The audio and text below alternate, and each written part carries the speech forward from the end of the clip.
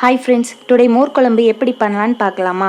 First ஒரு spoon மல்லி விதை, ஒரு ஸ்பூன் பச்சரிசி, ஒரு ஸ்பூன் துவரம்பருப்பு, இதை எல்லாத்தையும் கொஞ்சம் தண்ணி சேர்த்து ஒரு 15 நிமிஷம் ஊற வச்சுக்கோங்க. அப்புறம் மிக்சி ஜாரில் நம்ம ஊற வச்சதை சேர்த்துட்டு ஒரு மிளகாய், 2 இஞ்சி துண்டு, கொஞ்சம் தேங்காய் சேர்த்து பேஸ்ட்டாக அரைச்சி எடுத்துக்கோங்க.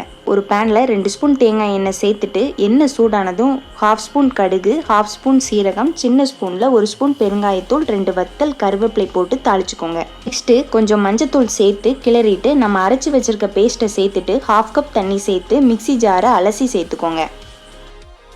பச்சை வாடை போகிற வரை கிளறிட்டு தயிரை சேர்த்துக்கோங்க. நான் இங்கே 2 கப் தயிரை நல்லா மிக்ஸ் பண்ணி சேர்த்துருக்கேன். நெக்ஸ்ட்டு 1 கப் தண்ணி சேர்த்து மிக்ஸ் பண்ணிக்கோங்க. அப்புறம் தேவையான உப்பு சேர்த்து கிளறிட்டு லைட்டாக நுரை வரவும் கொத்தமல்லி தழை போட்டு இறக்கிடலாம். இந்த மோர் குழம்பை உங்கள் வீட்டில் ட்ரை பண்ணி பாருங்கள், ரொம்பவே டேஸ்ட்டாக இருக்கும். இந்த மாதிரி வீடியோக்கு என்னோடய சேனலை சப்ஸ்கிரைப் பண்ணிக்கோங்க. தேங்க்யூ.